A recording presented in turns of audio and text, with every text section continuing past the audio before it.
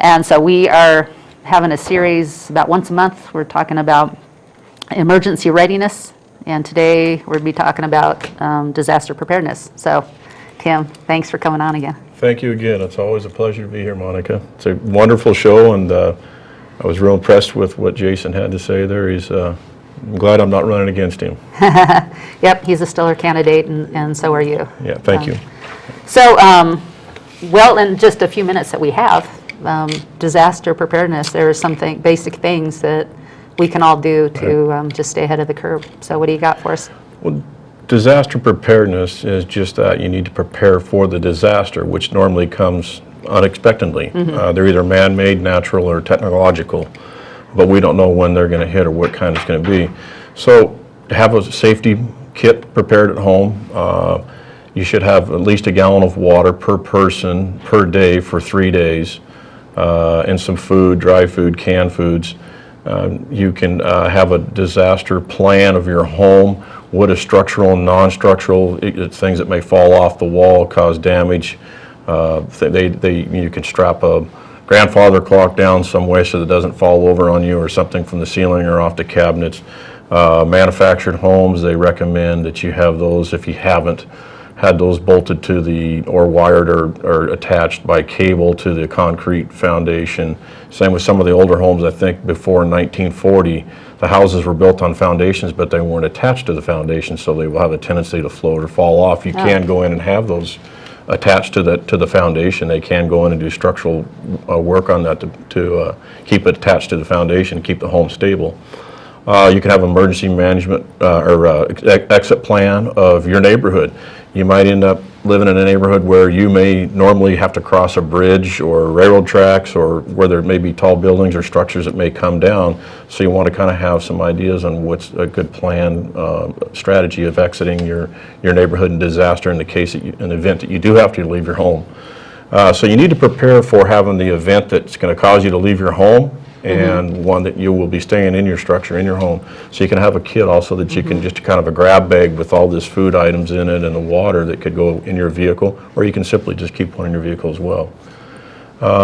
So that we have a different bit of what you should also do. We have some different ideas of where you can get this information from, and I would suggest somebody coming over here to the county and talking with CERT or the emergency management personnel over here, and ask them what kind of event would we have here that I can prepare, what would be most likely that we would have, and then you kind of prepare for that. But other than that, if it's not a hurricane or tornado or flooding or lightning strikes, they might say, well, you know, there's a factory here that could be explosive, that type of deal. So you want to kind of have an idea of, depending on where your area is. Depending on the area that you're in, yes. And for Yamhill County, you suspect the earthquake, is that? Yeah, I would we've had a small little tornado that touched down here in McMinnville. You know, I really don't, well, history shows we just don't have those. We've had a little bit of flooding, but I think more than likely what everybody's talking about, just particularly on the West Coast in general, that there's going to be a big earthquake. It's not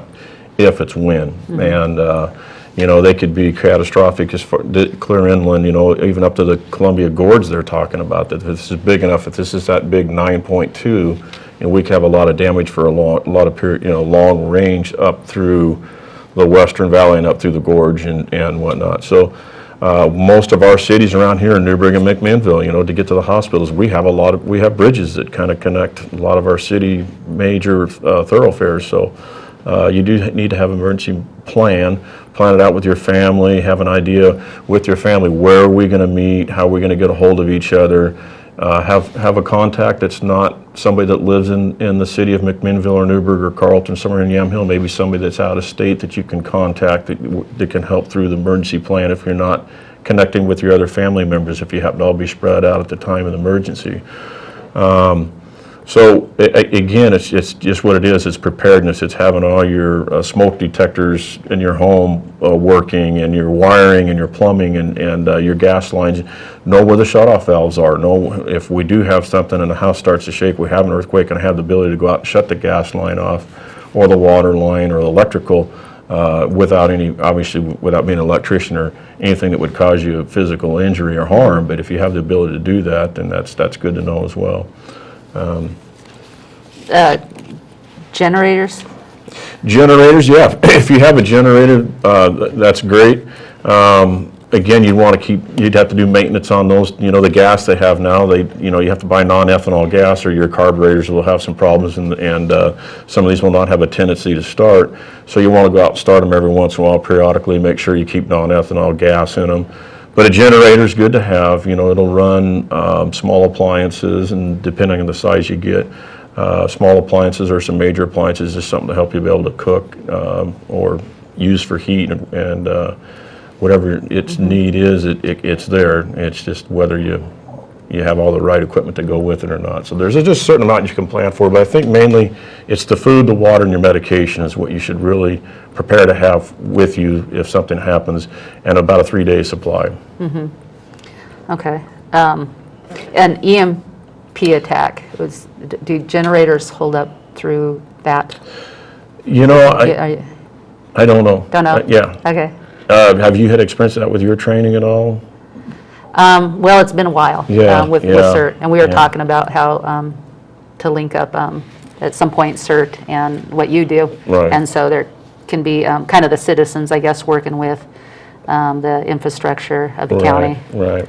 So. And yeah, that's what CERT primarily does. You know, like I said before, they were usually called in after the disaster. Now they're called in during the disaster because law enforcement, fire, paramedics, whoever, get overwhelmed very quickly. And the more resources you have, the better off you're going to be. And CERT is trained for that, and they're also going to be trained to do certain tasks. But if fire and paramedics have a handle on the fire and the emergency medical treatment that's being needed, then they'll ask CERT to do something else, shut off gas lines, electrical lines, water lines, assist with transporting and food and communication. So it just kind of, you guys are there, and CERT's there for everything. So I would encourage anybody also, if you want to prepare for a disaster, join CERT.